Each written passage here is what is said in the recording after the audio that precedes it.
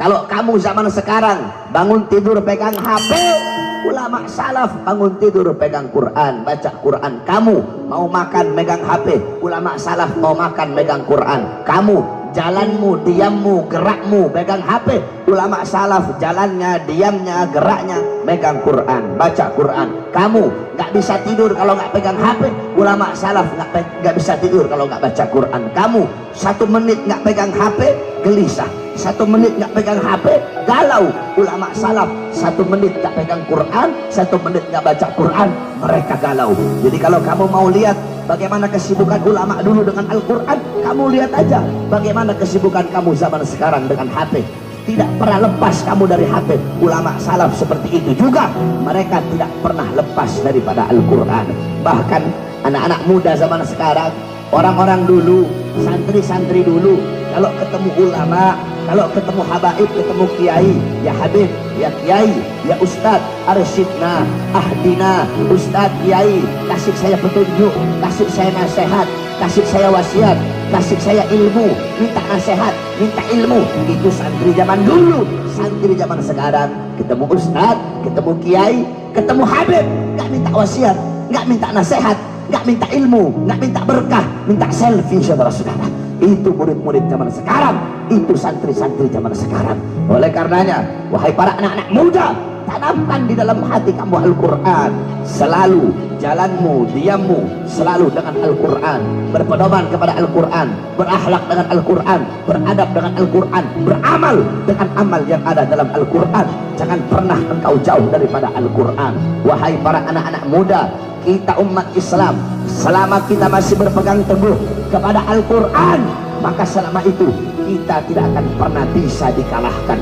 Dulu pernah berkumpul seorang pendeta, ada pemimpin pendeta, mereka para misionaris, para pendeta-pendeta, mereka semua berkumpul.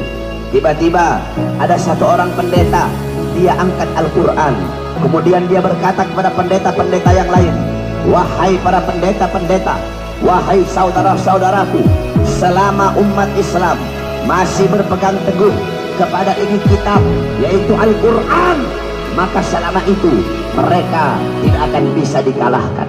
Tiba-tiba ada satu pendeta muda, dia ambil itu Quran, dia injak-injak itu Quran. Apa kata pendeta tadi? Yang tua seniornya bilang, salah, bukan seperti itu cara menghancurkan mereka. Cara menghancurkan mereka bukan dengan menginjak-injak Qurannya, bukan dengan menghina Qurannya. Menghina Qurannya, menginjak Qurannya, itu hanya akan menyatukan dan menggabungkan serta menguatkan mereka. Contoh kemarin ketika Al-Quran dihina oleh Ahok, umat Islam bersatu, saudara-saudara. Cara menghancurkan mereka bukan dengan menginjak-injak Qurannya. Cara menghancurkan mereka, keluarkan ini Quran dari dalam hati mereka.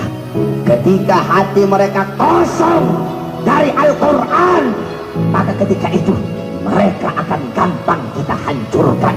Ketika anak-anak muda mereka, hati mereka kosong dari Al-Quran, mereka sibuk dengan sepak bola, mereka sibuk dengan HP, sibuk dengan Twitter, sibuk dengan Facebook, sibuk dengan Instagram, mereka sibuk untuk bertasyabbuh kepada orang-orang barat, mereka sibuk berpakaian sebagaimana orang barat, pola pikir mengikuti barat, gaya hidup mengikuti barat, hatinya kosong dari Quran, kosong dari Islam, kosong dari Rasulullah. Ketika hati mereka kosong dari Quran, maka ketika itu mereka akan bisa kita kalahkan.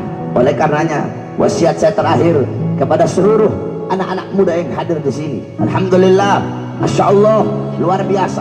Anak-anak muda, para panitia-panitia, Asmi dan kawan-kawan, ya remaja-remaja yang ada di sini, mereka membuat acara besar seperti ini dengan penuh semangat, dengan penuh himmah. Begitu juga didukung oleh para orang tua. Insya Allah, dengan adanya anak-anak muda seperti ini kampung bakal jadi kampung yang baik, ini bangsa bakal jadi bangsa yang baik, ini Indonesia bakal jadi Indonesia yang baik.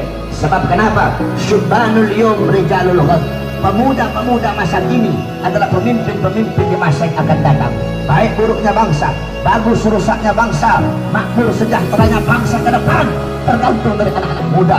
Kalau anak-anak muda baik, taat, patuh, tunduk kepada Allah, mengerti ilmu agama, duduk majelis, cinta ulama, cinta Quran, cinta Nabi, cinta Rasul, besok bangsa kita baik, Indonesia kita baik, Indonesia makmur, Indonesia sejahtera, akan mendapat pemimpin yang baik, pemimpin yang makmur, pemimpin yang sejahtera, pemimpin yang adil, dan agama akan dipegang oleh orang-orang yang baik. Tapi kalau anak-anak mudanya rusak, anak-anak mudanya bejat, anak-anak mudanya melacur, anak-anak muda narkoba, anak-anak mudanya nongkrong, anak-anak muda jauh dari Allah, jauh dari Quran, jauh dari masjid, jauh dari agama, jauh dari akhlak, jauh dari adab, besok bangsa kita akan rusak, negara kita akan rusak, Indonesia akan rusak, Indonesia akan dipegang oleh orang-orang yang rusak. Oleh karena itu, wahai para pemuda-pemudi Islam, saya wasiatkan kepada kamu semua, jangan pernah engkau berhenti berjuang untuk agama, berjuang untuk negara. Selalu sampaikan kebenaran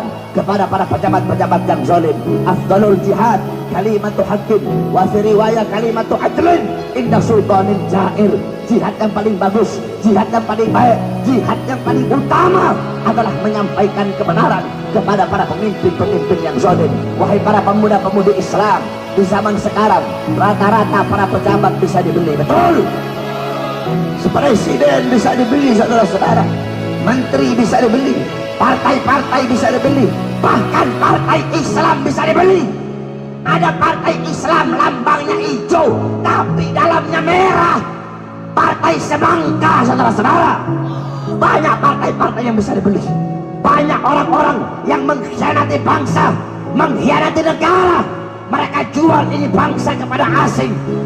Para pejabat-pejabat sekarang, mereka para pemimpin-pemimpin sekarang, mereka hidup enak, hidup sejahtera, mereka kenyang, mereka tidur nyenyak. Rakyat kelaparan, rakyat susah, rakyat menderita, rakyat pengangguran. Oleh karenanya, wahai para pemuda-pemudi Islam, jangan pernah berhenti untuk berjuang. Barangkali banyak pejabat-pejabat yang bisa dibeli bagi orang-orang yang ingin menghancurkan bangsa, bagi orang-orang yang ingin menghancurkan Indonesia. Para perangkat negara, para pejabat bisa mereka sogok, bisa mereka suap, bisa mereka beli. Mereka bisa mengkhianati bangsa, mengkhianati negara, dan mengkhianati Indonesia, serta mengkhianati agama. Tetapi mereka, para pengkhianat bangsa, mereka lupa bahwasanya di Indonesia masih tegak berdiri kami, para pemuda-pemudi Islam, anak-anak bangsa yang rela hancur dan binasa untuk agama Indonesia. Kami tidak akan pernah bisa dibeli sampai hari kiamat. Yang hak akan kami sampaikan hak, yang batil akan kami sampaikan batil. Wahai para anak-anak muda, jangan pernah engkau takut. Tidak ada pembatas, tidak ada penghalang antara seseorang dengan kebenaran, walaupun kebenarannya dari yang orang yang lebih muda, yang lebih bodoh, yang lebih hina, yang lebih miskin. Kebenaran bagaikan matahari yang akan selalu bersinar walaupun di hadapan para orang yang buta. Oleh karenanya, wahai anak-anak muda, terus sampaikan kebenaran. Katakan kepada mereka, hei kalian mau bungkam mulut kami anak-anak muda Islam. Semakin kalian bungkam mulut kami akan semakin meneriakkan kebenaran, saudara-saudara.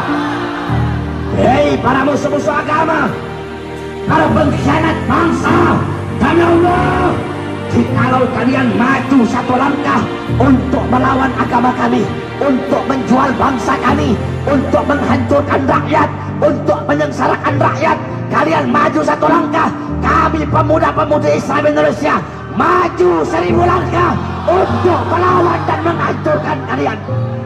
Saya tanya pemuda-pemudi yang ada di sini, siap bela Indonesia? Siap bela Indonesia? Siap hancur demi Indonesia? Siap binasa demi merah putih? Allahu Akbar, Allahu Akbar, Allahu Akbar.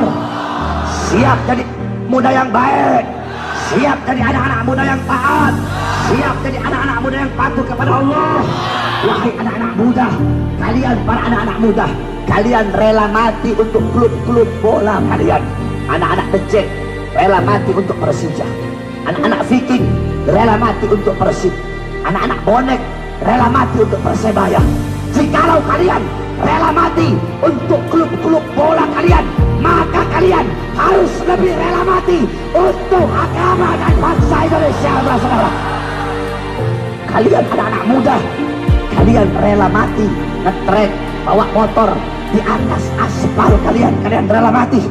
Jikalau kalian rela mati di atas aspal, maka kalian harus lebih rela mati di atas jalan dan relnya Allah Subhanahu wa taala. Jangan pernah kamu takut. Intan surullah yang surkum. Siapa yang menolong agama Allah, Allah tolong. Kamu jaga agama Allah, Allah jaga kamu. Kamu lindungi agama Allah, Allah lindungi kamu. Walaupun mereka punya segala-galanya, mereka punya harta, mereka punya pangkat, mereka punya jabatan, mereka punya tahta, mereka punya kekuasaan, mereka punya senjata. Jangan kau takut. Kita tidak punya apa-apa. Kita tidak punya harta, tidak punya pangkat, tidak punya jabatan, tidak punya tahta, tidak punya kekuasaan, tidak punya partai. Tapi ingat, kita punya yang tidak mereka punya. Walaupun kita tidak punya apa-apa, kita punya